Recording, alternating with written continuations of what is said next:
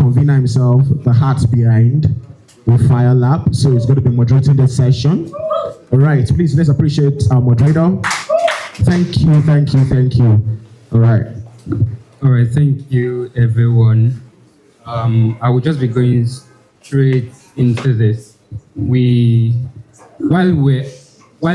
everyone registered, we asked you to ask questions. Okay, yeah. Sorry. So we asked you to ask questions, and some questions came in, and those questions are the backbone for our panel discussion. So the first question is, what pathway can help me refine my creative skills and turn my passion for videography into a sustainable career? I would ask that question again. Actually, great. That question is for you. So I would ask the question again.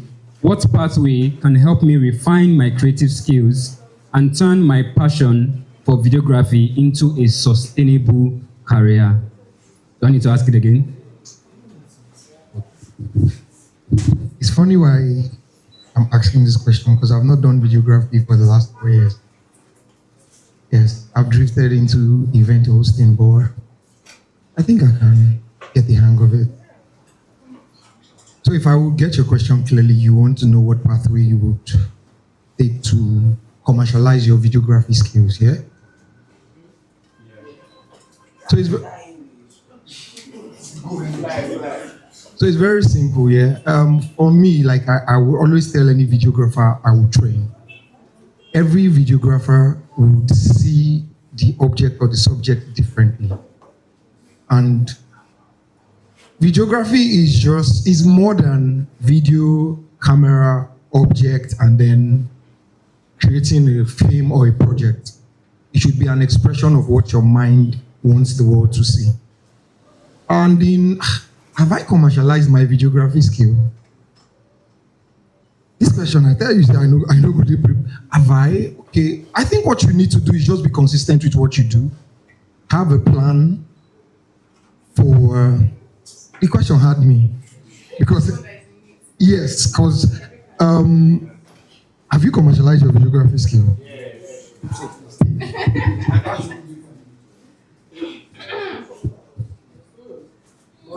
I'm going to. I know you. Refresh it, but I'm going to refresh my own. You're doing videography, you want money. Stop. All right. When it comes to making money off videography, and I cannot say much because I'll just say, oh, be consistent, find customer, then do your videography. But when it's because of money. Because of money. You can go through different channels. You can go through mentorship, as in you can get a mentor that will help you out, like give you those steps you want, but make sure you're offering value. If the person needs assistance with things, you need to actually offer value, and the person may help you.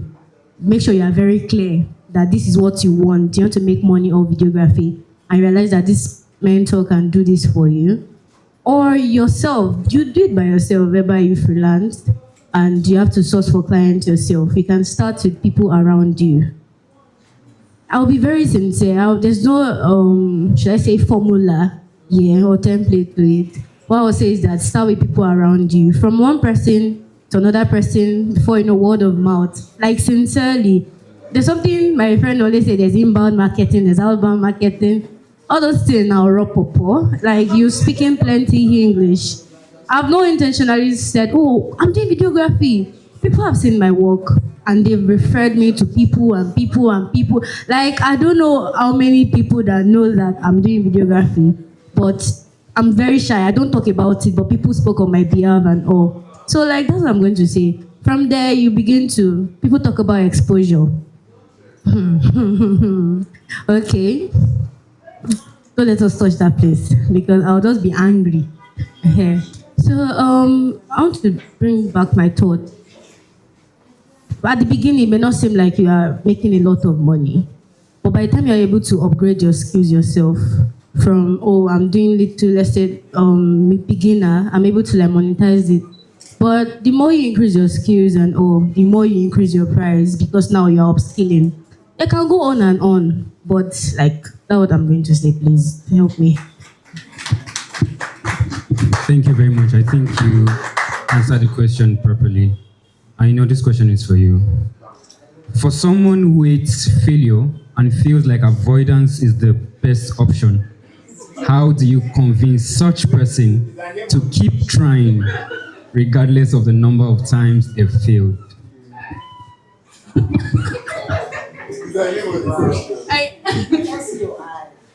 can see my eyes, right? Wow. Good afternoon, everyone. I am very excited to be here, and I think it's only parents that can drag me out of my the hole I've gone into in the last few days. And to come outside like this, because I think my battery is very low right now. And asking me this question now, I think it feels like a setup, but I also think I'm maybe the best person to be answering it because of what's currently happening to me. But quite honestly, I think I've failed a lot of times in my life. Some 5 weeks back, I made a post, and the first part of the post, the hook was, "You think you're a failure? I think I'm your senior." And I failed so many times. I failed at things that I thought I was great at. I failed at things I knew that I did not know. I've just failed at a lot of things. And if the question is to avoid failure, I think I would like to get that question again. For someone who hates failure. For someone who hates failure. And feels like avoidance is the best option. And feels like avoidance is the best option, yes. How do you convince such person to keep trying regardless of the number of times? Exactly. So I get you. We're in this together. I hate failure, and I feel like avoidance is the best option. If I think I'm going to fail at something, I'm most likely not going to try. I promise you, virtually everything that I've tried and failed, I thought I was going to do it well because I've done a lot of things now, so I could really just win this one. And if anyone told me that I was going to fail, or if it potentially came to my mind that you have a higher chance of failing than succeeding at this thing, then I would probably not have tried. And you must also know that everybody hates failure. But if we keep on, do you know that we have the potential of failing at life too? Like we have the potential of sleeping tonight and not waking up tomorrow. I think that is a failure in a sense. We have the potential of promising something and not being able to fulfill it. That is a failure in a sense. You have the potential of deciding that you're going to do something and keep up with it till the end of the month or till the end of the week or till the end of the year, and somehow you realize that you just couldn't keep up to it. That is a failure in a sense. But if you decide that you're not going to try because you're going to fail, when do you give yourself the chance to succeed? The point of the post that I made that day was to recount a couple of times when I have failed. I think a lot of us know some of the times when I failed. I once contested for executive position in the official public speaking body of my school. In 100 level, I contested for AGS. I lost by 3 votes. In 200 level, I contested for general secretary. I lost by 1 vote. In 300 level, I contested for vice president. I lost by 2 votes.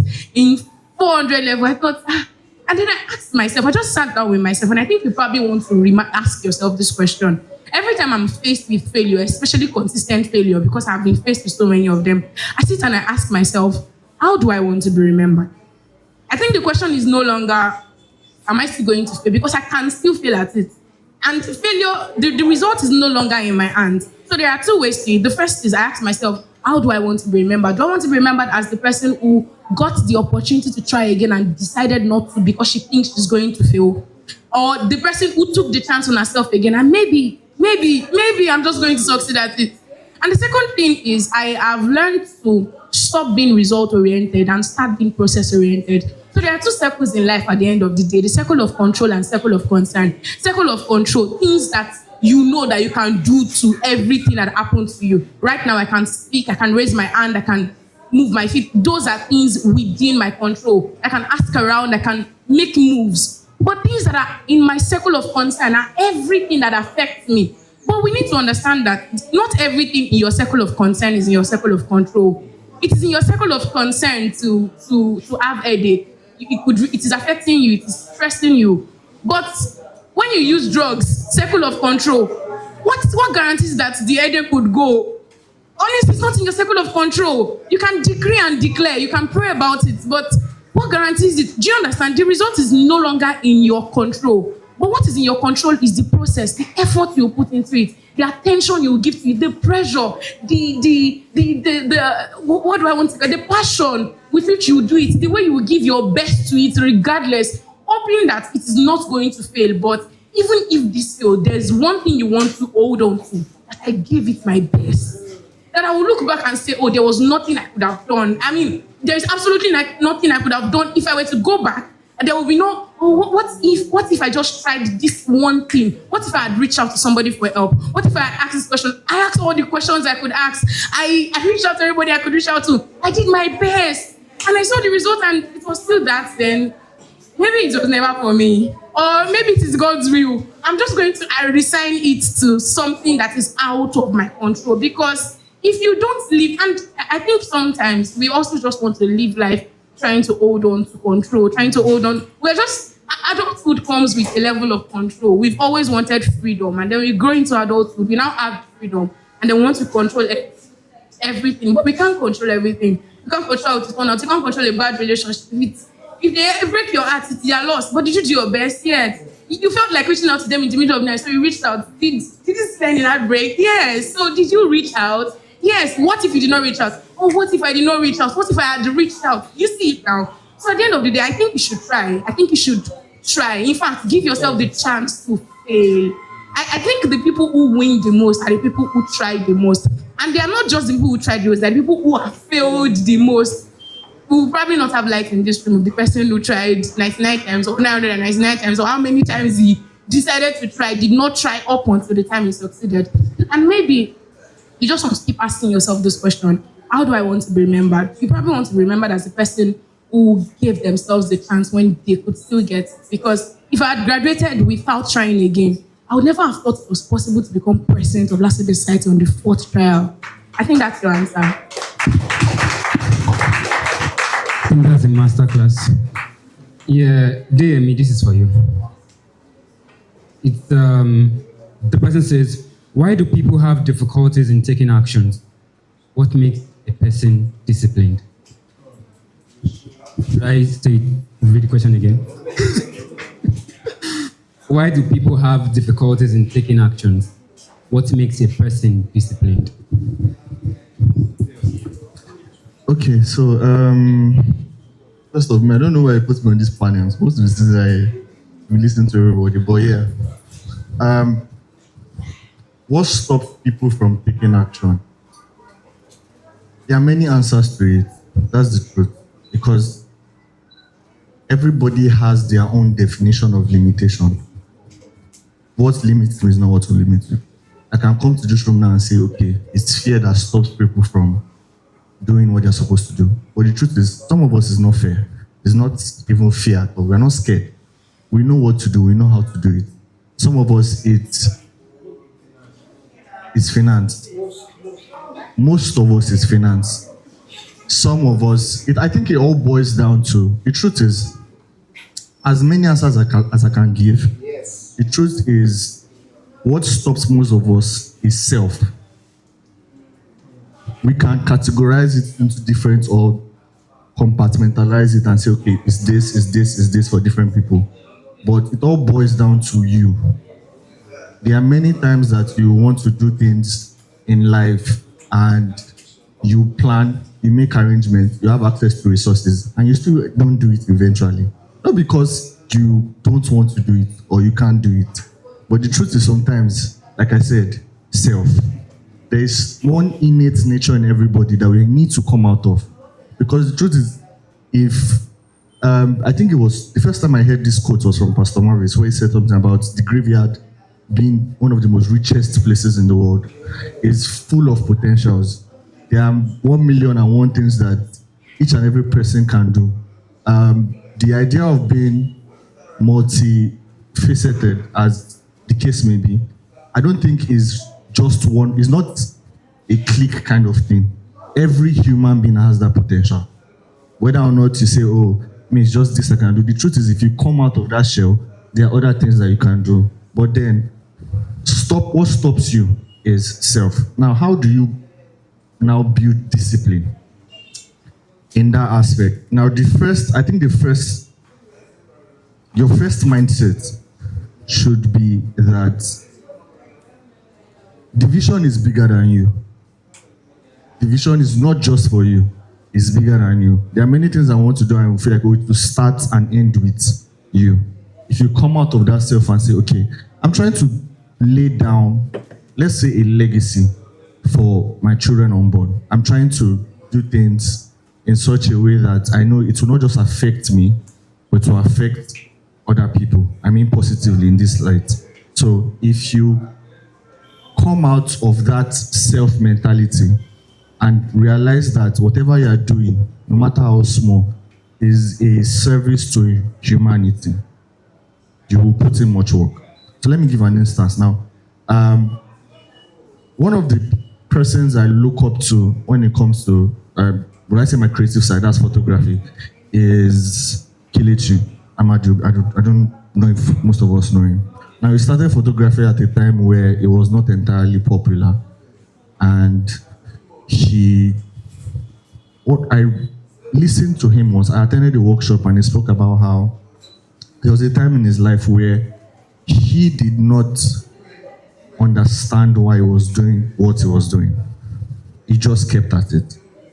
And one thing I took from what he said was that the discipline you give yourself today, the result may not be immediate, but then in years to come, that's even eventually even going to be there to see the result. Because sometimes we do things that will not necessarily, that will outlive us or that will outlast us. Because if Kelechi dies, he's not dying. But if he dies today, his legacy still lives on. You can't mention photography and not mention him. You can't mention, what was her name? T.Y. Bello. You can't mention photography, you can't mention T.Y. Bello. You can't mention, give me another industry. You can't mention spoken word, you can't mention IB Quick.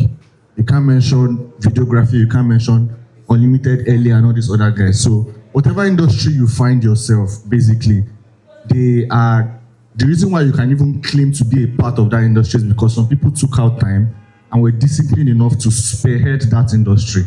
So don't just see it as a you thing. If you are going to be disciplined for anybody, don't just be disciplined for yourself. Do it for others. It's a ripple effect, basically. So I think that answers. Amazing advice. Amazing advice. The next question. Next question says, apart from knowing your skill, what other things are required to be able to succeed in the markets of today? Apart from knowing your skill, what other things are required to be able to succeed rather in the market of today? Exposure, the right environment. Now, why I say this is because it's possible for you to be very good at what you do. And I'm even sure that there are some of us here that you know somebody that doesn't know as much as you do, and they're earning more than you are earning. The leverage that that person has is access. The leverage they have is exposure. I've seen some social media managers, and we have a conversation, and just from the conversation, you can tell that this person cannot go far. Now, not that I'm trying to belittle anybody, but from the way some people think, you can tell that except they dead that mentality, there is a limit to how far they can go. While there are other persons that you can tell that the only thing stopping this person from going really far is the environments that they are in, is the access that they've been able to get. So I believe that aside doing good work, another thing you can do to be at the top of your game is find a way to put yourself in rooms where the people that actually understand the worth of your skills can be. This can be via intentionally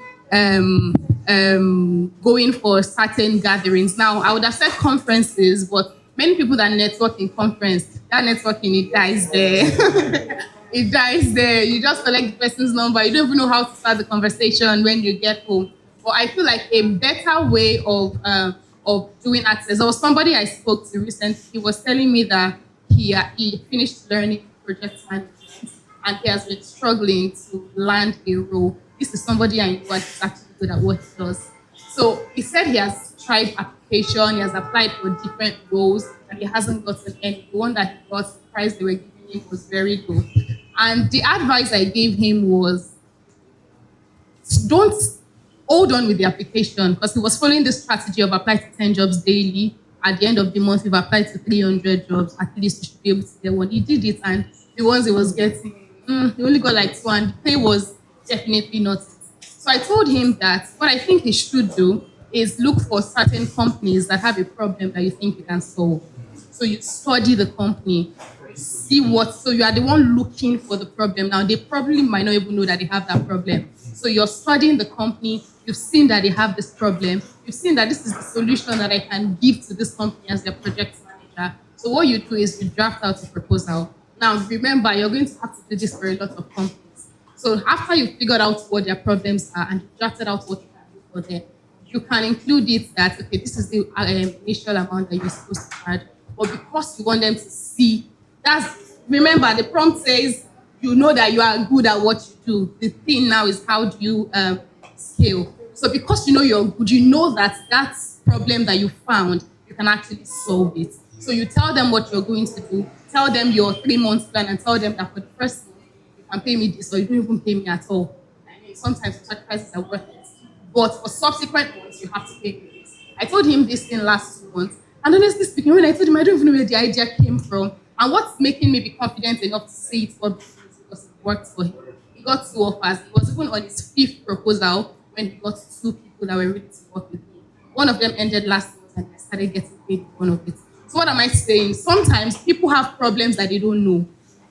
So since you know you're good at what you do, that means you know that you can prefer solutions to their problems. Don't wait for the people that already know. So the company already knows that they have a problem. That means they've already put out the vacancy. So a lot of people are already looking at that particular place. Go for the ones that they don't even know they have a problem. Fish out what the problem is and say, this is the solution you can do, and be willing to start, even if you're not getting as much money as you can. The fact that you're good at what you do would make them want to retain you after you've preferred that solution. So that's what I think you should do. I think another thing that person need to do is leverage on community, people. For me, when I started event host, I've never hosted any event. I've never hosted any wedding. But I was in a place where everybody found me funny. I was always talking to them. If we were hanging out, I was the one gathering people. I was the one hosting the games. And somebody said, Agri, I have a wedding. Oh, I'm sure you can handle it. And I'm like, what's the pay? It wasn't but I knew what I was going to get. And when I went to the wedding, it was from there. Leverage on community, churches, sometimes even around where you live. There are people that you know that this person is of influence. Because somebody told me something yesterday. There are places where your skill will get you to, and there are places where a name will open door for you. Who you know. I've gone to a place where somebody said, just tell them it's me. I wasn't supposed to be the one to host the event, but I said, X person said, and they said, oh, from him, his credibility rubbed off on me. So leverage on people, leverage on community.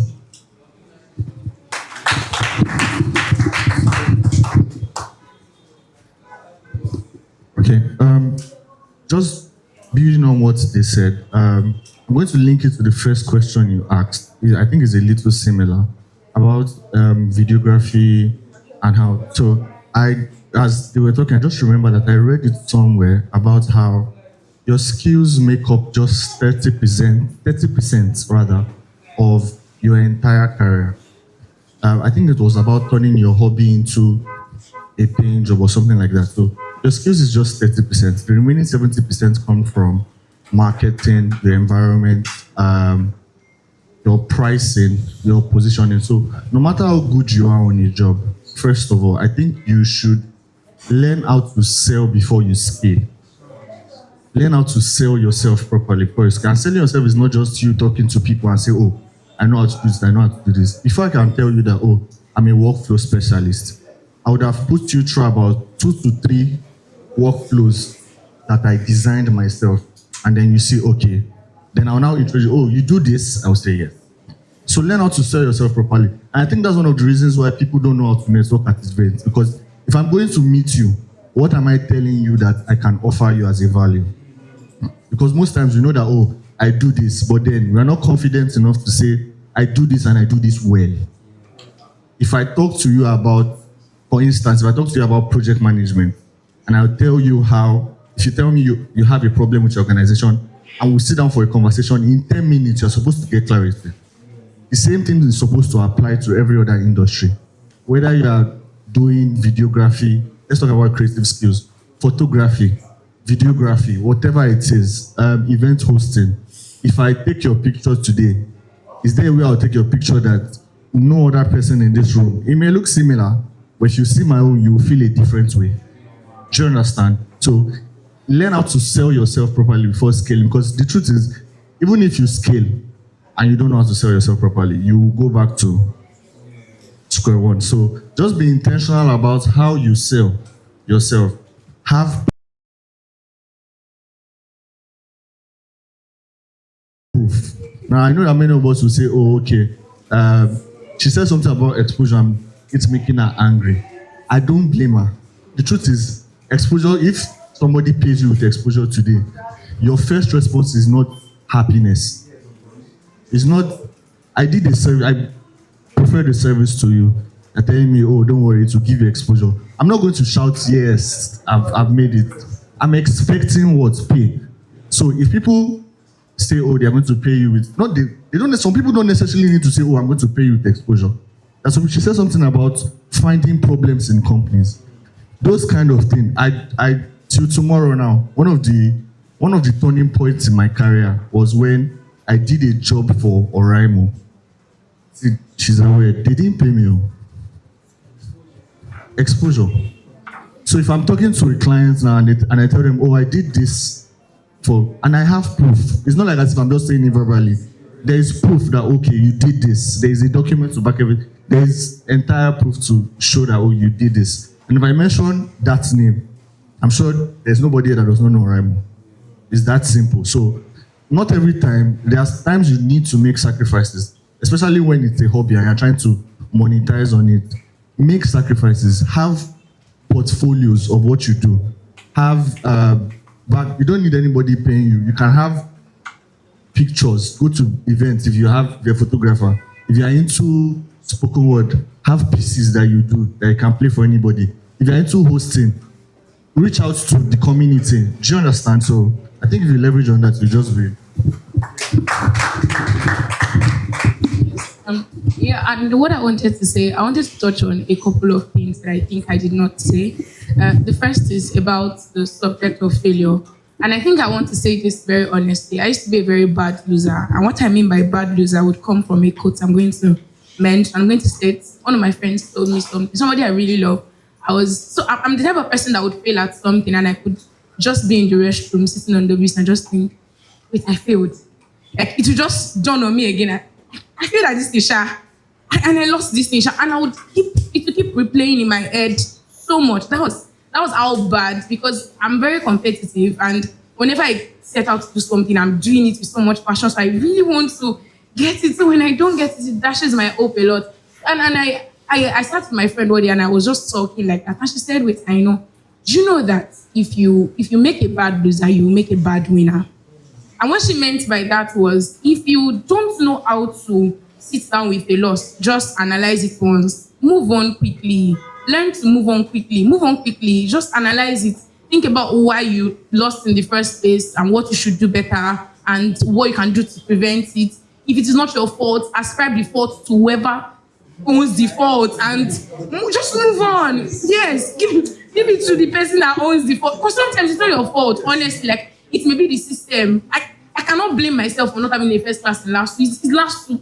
I would say in last 2 years. Because I know that I'm a first class material. Because I know that if I go to Harvard, one of the reasons I want to do a master's, thank you so much. See, I know that, I'm being very honest with you. I know that one of the reasons I want to do a master's, I love academia. I genuinely love academia. But one of the reasons I want to get a master's as soon as possible is because I want to prove to myself that I sabi book. So, I don't know what the result will look like because that result too is out of my circle of control. But I know so well that I will go to a place where I trust the system. I will do this thing. So, I've had an F9 before in mathematics and GCE. The following year, I did the same. I did WAEC and I had A1 in mathematics. Ow! If I never had the potential for A1, I would not have. Imagine I now see. It's not. I promise you, it's not a coping mechanism. I sat down with myself and I decided that this is how I'm going to start dealing with my life. I will not allow any results come and just result one time. God forbid. Angry lecturer. Do you get people that don't love their job? I'm very, very serious. So this one, okay, that's aside. And so I think we should really learn to be good losers, because if you're not a good loser, you will not be a good winner. When you win, you would also not know how best to celebrate it. Because I didn't know how to deal with my losses. Whenever I now won, and so we say, "Oh, congratulations!" It's fine. It's just not. It's just you would also not know how to say. But I think it's all a part of a little dysfunction that we all probably need to work on. The second thing I wanted to talk about is about discipline. I think there's a question on how do you build discipline. Let me give you 3 tips. I wrote an entire book on the subject of discipline, and I think it's a solid book. I'm not saying it because I wrote it. I'm saying it because if somebody wrote it and I read it, I would think it's a solid book. The title of the book is "It's Because You're Not Hard Enough." I know Nigeria is hard enough, and you may think, "Oh, why would you come and blame me for my misfortune?" But I think we are still to blame because we must all be held responsible, right? And if it is to discipline, number one thing you need to know as to discipline is that you probably need to rewire yourself, because there is a mindset with which you are approaching the things that you want to do that is affecting the way you are eventually doing them. You're looking at it that I'm somewhat whenever I start something, I know they finish them. I go start this one again, I make I see. No. Start thinking, I am somebody who starts something and finishes it. When we became Christians, when we became born again, what did you start doing? Whosoever is in Christ is a new creation. All things have passed away, all things have become new. You started rewiring your mind with the word. That is the same way you start rewiring your mind with the truth that you want to see about yourself. I am the person who starts something, I finish it. Even when I start this one now and I don't finish it, I know that it's a one-time thing. I've done it in the past, but all things have passed away. Now that I'm starting this thing, I'm going to finish it. The second thing about discipline is there is a rule. I say don't miss 2 days. If you miss 1 day, if you say you're going to fast for 3 days and you miss 1 day, don't miss 2 days. The second day, just try. And another thing is, honestly, discipline is what discipline is. It is art. It's consistency. Consistency is hard. Nobody just wakes up and sometimes we need to put our big girl pants up and just decide that you're going to do this thing. Be hard on yourself, for real. Some of us are just very, very lazy. And I mean it with all due respect too. We can be very, very lazy. We indulge ourselves. Small things. Make I rest much. Why can't you just do the work? Honestly, what will you do? You will lose weight. What would happen again? You would have headache. If you don't sleep all night, what will now happen? Sometimes we really need to just remember and be angry with ourselves. You need to get to a point in your life when you are genuinely angry with your situation and say, I cannot continue like this. I need to move. And that anger will propel you for a very long time, more than motivation would, more than all of these things that I'm saying. Anger, realizing that you cannot miss 2 days, realizing that your future is at hand, and honestly, you would grow up. Do you not sometimes compare your parents to the parents of some people, knowing that they were probably around the same age? Why did they turn out that way? Exactly. That route, you see, our children will do the same. And to be worse, because they are more exposed. Gen Y or Gen 10, it will be very bad. Thank you. All right. So the last question, I would like everyone on the panel to answer this as short but yes, as concise as it could be. What's your definition of growth, structure, and consistency? As short as it can be. As short as it can be. Let's start with.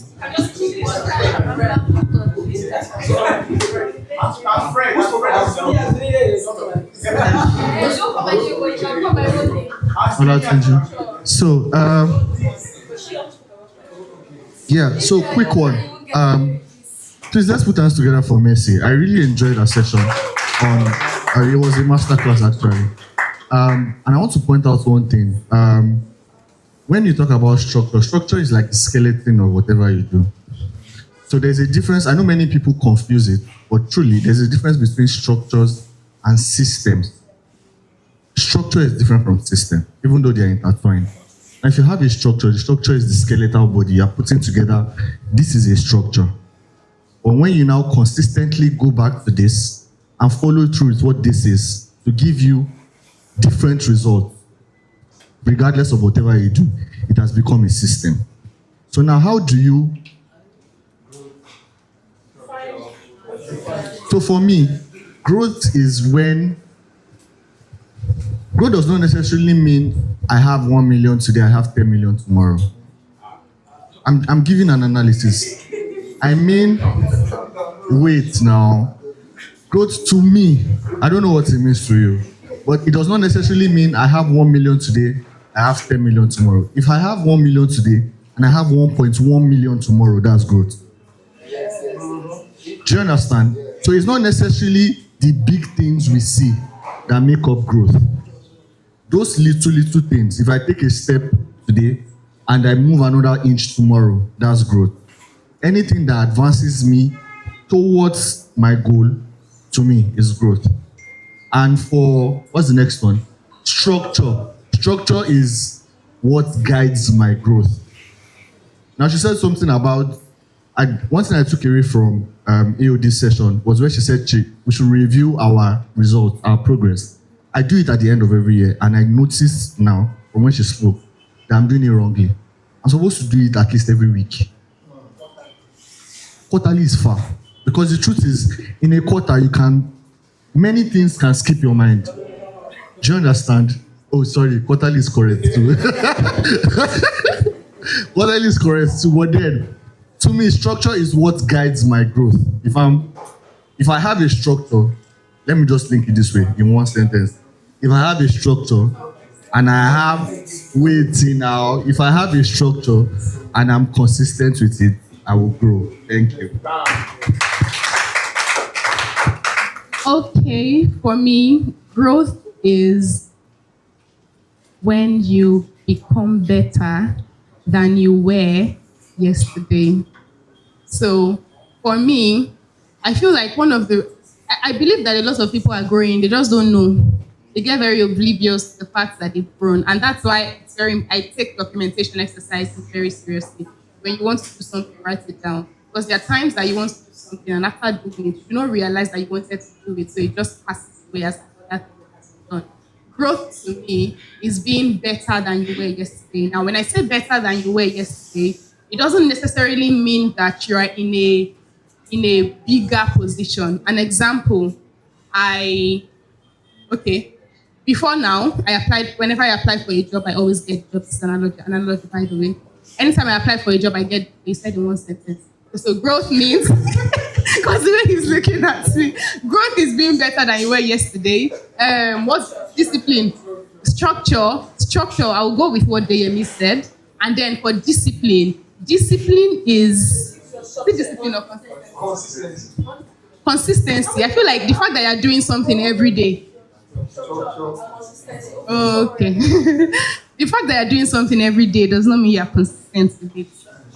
I think that's something we need to check. The fact that you're doing it every day does not mean that you're consistent with it. I believe that if I decide that I want to show up for maybe a post 3 times weekly, and I do it 3 times weekly, that is consistency. That does not mean that the person that is posting every day is more consistent than I am. They have their different goal, I have my different goal. As much as I'm able to follow through on what I said I want to do consistently, I am correct, I am on the right track. Or let's use workout, for example. I've told myself that I want to work out 4 to 5 times weekly. And then I go today, I don't go tomorrow. That does not mean I'm inconsistent. As long as I meet my goal of 4 to 5 times weekly, I am still consistent. So I want us to not be too directed towards I have to do something every day to show that I am consistent about it. You need to know the target of how frequently you want to do that thing. And your definition of what frequently is, if you're able to meet up to it, then you are consistent. Wow. Okay, so for me, I would say growth is better out of structure and consistency. Yeah, so to be consistent is not just doing what you have, it's doing it well. Do you understand? I'm putting up a post. I want to post 3 videos per day. And the videos of good quality. Because you might be consistent in doing what is not right. There's no growth. For example, I want to work out. I go to the gym every day. I'm supposed to be working on my abs and I'm running on a treadmill. I'm consistently doing what will not make me grow. Do you understand? So everybody is consistent. But is it about what you want to do? I told myself something. I said I would always have a mentor for every month, different mentor. As an event host, I'm not having one mentor. I have mentor every month. Why? Sometimes I want to be basket mouth in an event. Sometimes I want to be Bobby. Sometimes I want to be Edo King. I understand the nature of the event. For this place now, Yoruba or Pidgin English go thrill the crowd. I go with their flow. So what? Somebody that wants to be like me would say, okay, grace, and I go to study grade, you go fail. Do you understand? Pick what works for you. Know the right ingredient that is necessary for your growth. Do them consistently. And if you have a structure, for me, structure is, this is what I know how to do. I'll put them in the right places, and then I'll grow. I don't know if that makes any sense. Please give Rebecca one. Rebecca, please. I don't want to talk, please. She can talk. See her videos on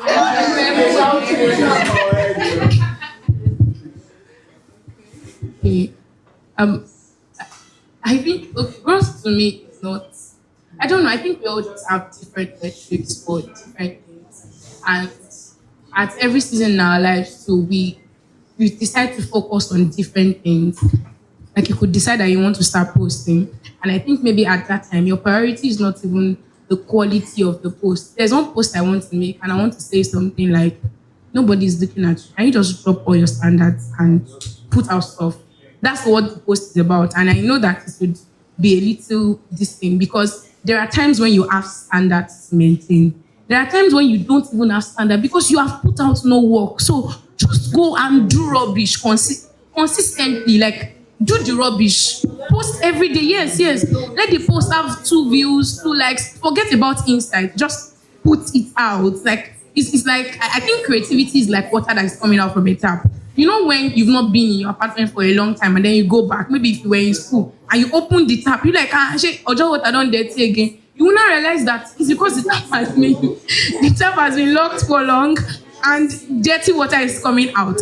But if you allow that water to flow long enough, you would realize that clean water will come out. That is how creativity is. So sometimes you just need to... But quite honestly, sometimes you just need to allow yourself to just do the rubbish.